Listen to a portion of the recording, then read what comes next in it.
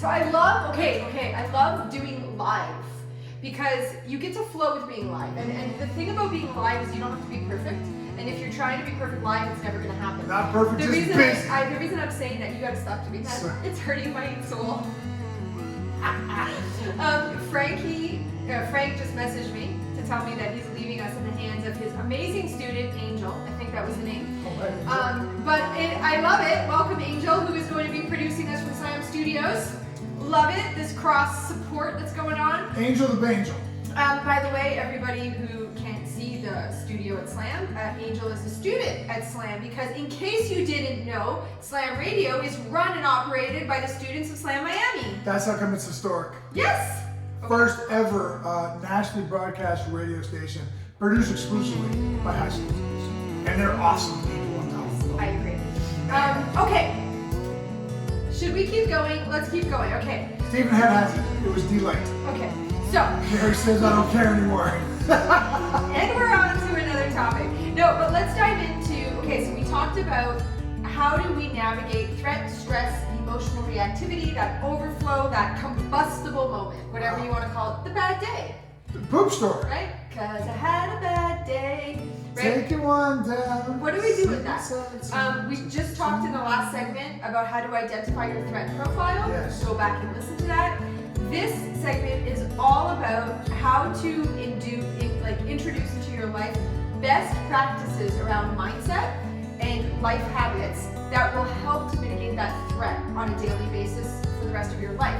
Because here's one of the things that drives me crazy about personal development at large is that people really have not internalized the fact yet that personal development, mindset, emotional well-being, finding balance, so to speak, mitigating stress. This is not an 8-week program to a stress-free life. Well said.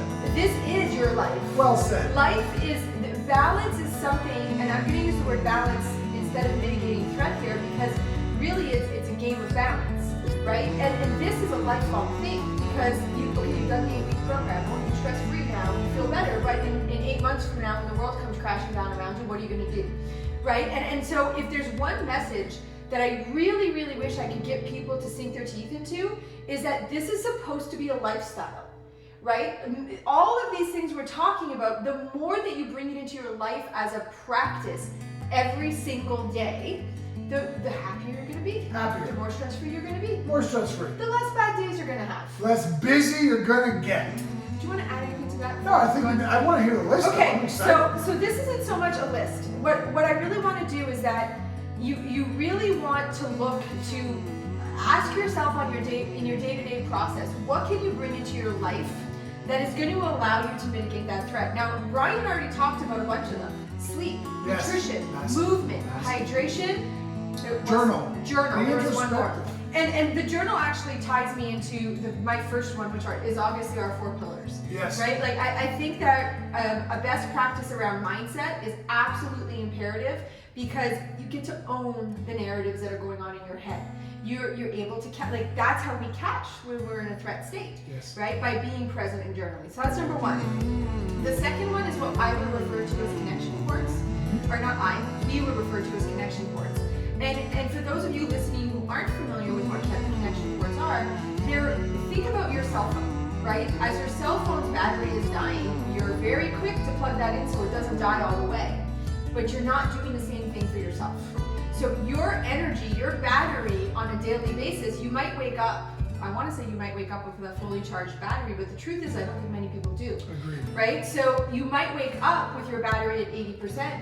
And then as things happen throughout the day, that percentage starts to come down. And it could be that by the end of the day, in some cases, maybe by 12 o'clock, your battery percent is flashing at 2%, right? So I want you to look at yourself as your cell phone. You would not, does anybody know anybody paranoid about their cell phone dying? I know people. Everybody. People get freaky about that. Everybody. But can you try to internalize yourself as your cell phone battery? And connection ports are, in essence, it's our plug-in cable to make sure that we're keeping our battery energized. And doing those on a daily basis, or on a semi-regular basis at the very least, because we all have things. And the way that I love to describe connection ports is what can you do that you used You find joy. It's fluid. It charges you up, right?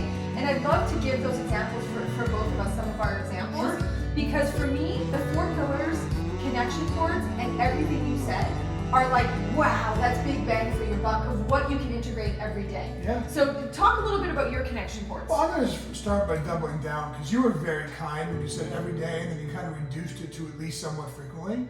I'm going to double down and say every day. No, that's fine. Like every day. Look at life is you pay some bills and then you die. Right? Like how do you not make yourself a priority every single day? Right. You're going to regret that you didn't. Right. Big time. At some point if you don't already. Oh, I agree. So look, these are lifestyles. Like your lifestyle should include hydration. It should include quality food. It should include daily movement, etc., etc. But one of my connection points.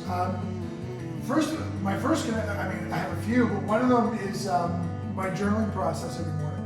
I don't feel quite complete. I don't feel quite centered unless I open up my journal. I spend usually between 45 to 90 minutes, depending on what I'm feeling and thinking and want to write down that day. But it's a lengthy process, and I guess lengthy is relative, but I don't shortchange it. So between 45 and 90 minutes every morning, that's how my morning starts. Right. And that's a huge connection point for me. It centers me, it makes me feel very in control of myself and my life. Right. So, okay, I'm going to do something here. I'm going to tell you my daily connection cords, but then I'm going to give you one that's more sporadic. Like, because, if one of your connection cords is traveling, for example, maybe you probably can't travel every day. Sure. Right? So there's a variety of different ways we can get connection cords, right? So my daily connection cords are journaling, getting ready for the day, communication time with my family, my puppy dogs. Oh, the dogs. Oh, my doggies. They're so cute, those little doggies. Every day ends with the dogs in my lap, Yeah. right? These are my daily connection cords. And I'll even interweave them into my day. Like if I'm having a day where my threat is a little bit high, I will cuddle on our baby doggy more. I will snuggle into Maxwell and seek that connection in the middle of the day. So it's almost like I'm recharging my battery as the day goes on.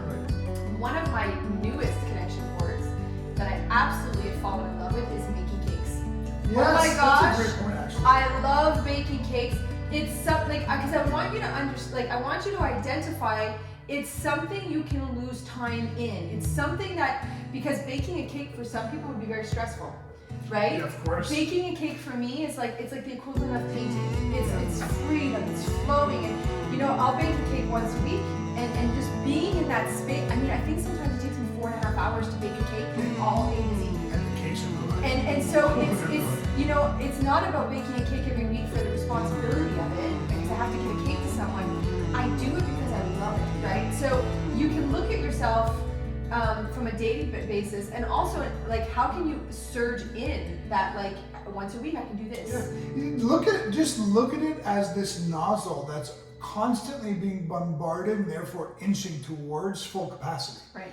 So it is a lifestyle. It is daily, but there are things you can throw in like baking cakes that are more intermittent once a week. Right. The whole game is to just keep that nozzle down or down regulating or stable. Right. That's the key, right? I want to add one more thing because you talk about baking cakes. I'd rather stick a pen in my eye than bake a cake. Okay? But this is why it's look at you give me 100 success gurus and 99 of them will tell you the only way to succeed is to make sure you just don't watch TV. Successful people don't watch TV. As an example, okay? We're pretty successful. We watch TV every night. But here's the denominator I want you to play with. Is it restorative for you or is it wasting time? Right. You can watch TV wasting time. 100%. But for Carrie and myself, after our day is done, our kids are in their own room, we sit on the couch with just candle lights in a nice dark living room, overlooking Miami, with our dogs in our laps, and we watch about an hour of a movie.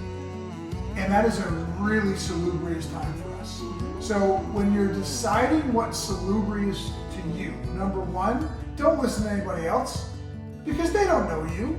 And there's no such thing as successful people do this but not that. Yeah. Okay? The second thing is you have to self-determine if it's truly salubrious or if it's just avoidance. I watch TV because I don't want to do anything else. Right. Right? If you make those determinations, who cares what the quote-unquote success experts say? Right. Shauna just asked if connection report can also